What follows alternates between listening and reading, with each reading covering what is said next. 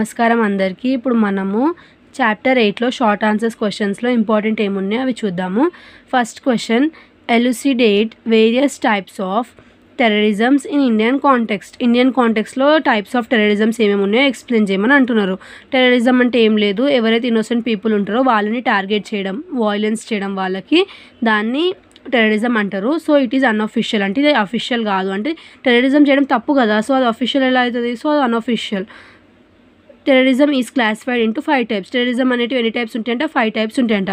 First, ethno nationalist terrorism. Ethno nationalist terrorism అంటే ఏంటంట?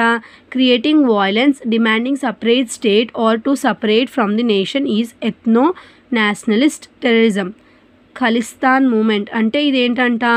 Separate state కావాలని చెప్పి ఫైట్ చేస్తారు కదా, టెర్రరిజం క్రియేట్ చేసుకుంటారు కదా, దాన్ని ఎథ్నో నేషనలిస్ట్ టెర్రరిజం అంటారంట. తర్వాత రిలీజియస్ టెర్రరిజం అన్నారంట.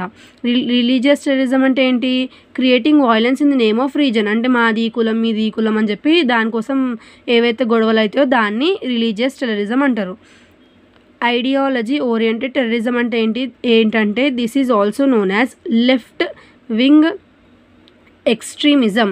లెఫ్ట్ వింగ్ ఎక్స్ట్రీమిజం అనేది ఇంకొక నేమ్ అంట ఐడియాలజీ ఓరియంటెడ్ టెర్రరిజంకి.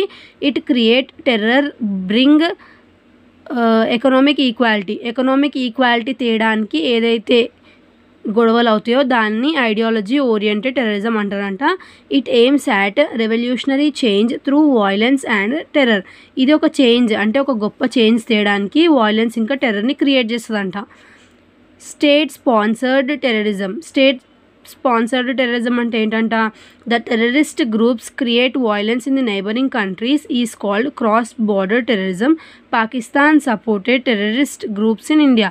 ఏం చేస్తుందంట స్టేట్ స్పాన్సర్డ్ టెర్రరిజం అంటే? వేరే కంట్రీ ఎవరైతే ఉన్నారో వాళ్ళు ఒక కంట్రీ మీదకి కొంతమంది టెర్రరిస్ట్ని పంపించి ఆ కంట్రీని నాశనం చేయడానికి చూస్తారు కదా, అలాంటి దాన్ని స్టేట్ స్పాన్సర్డ్ టెర్రరిజం అంటారంట.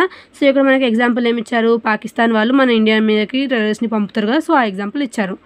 Narco terrorism and Sandalwood terrorism.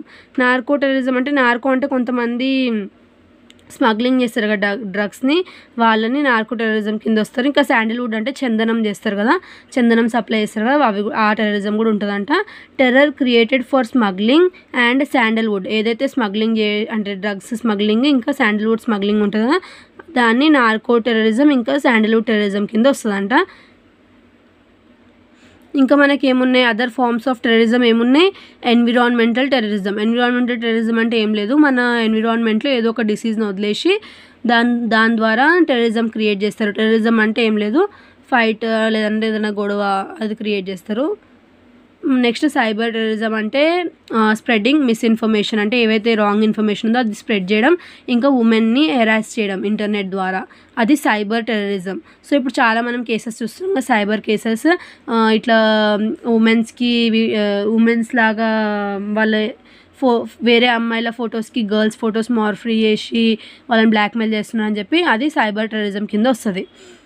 Suicide terrorism అంటే ఏం లేదు, ఎవరైతే సూసైడ్ టెర్రరిజం అంటే ఒక పర్సన్ ఎవరైతే ఉంటారో వేరే కంట్రీ నుంచి ఇంకొక కంట్రీకి వెళ్ళి ఆ కంట్రీలో అతనికి బాంబ్ చుట్టుకొని, అంటే ఆ పర్సన్కి బాంబ్ చుట్టుకొని ఆ కంట్రీలో పేలిపోతాడు కదా ఆ పర్సన్, అంటే అతను చచ్చిపోవడానికి సిద్ధపడి వస్తాడు చూడు, అలాంటి వాళ్ళు సూసైడ్ టెర్రరిజం అంటే సూసైడ్ బాంబర్స్ ఎవరైతే ఉంటారో వాళ్ళు సూసైడ్ టెర్రరిజం కింద వస్తారు.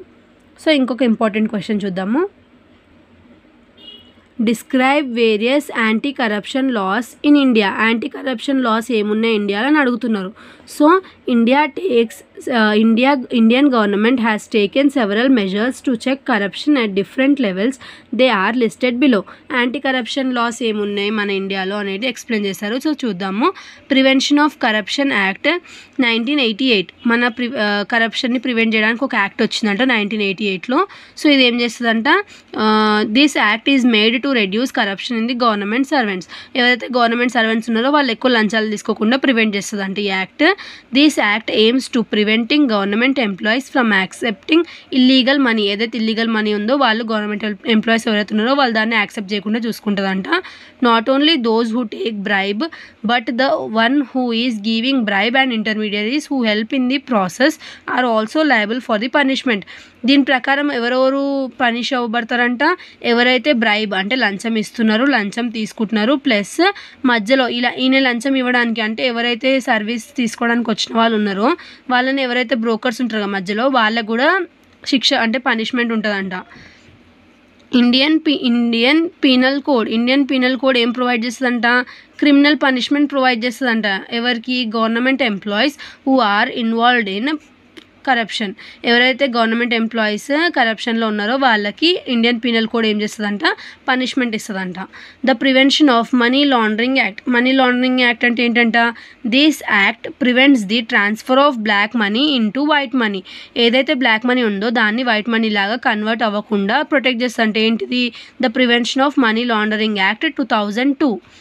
Right to information act 2005. Right to information act 2005 ఏం చేస్తుందంట, గవర్నమెంట్ ద్వారా ఏమైనా స్కీమ్స్ వచ్చినా లేదంటే ఏమైనా ఇన్ఫర్మేషన్ వచ్చినా కూడా అది పబ్లిక్ దగ్గరకు వచ్చి వాళ్ళకి ఆ ఇన్ఫర్మేషన్ ప్రొవైడ్ చేస్తుందంట ఈ యాక్ట్.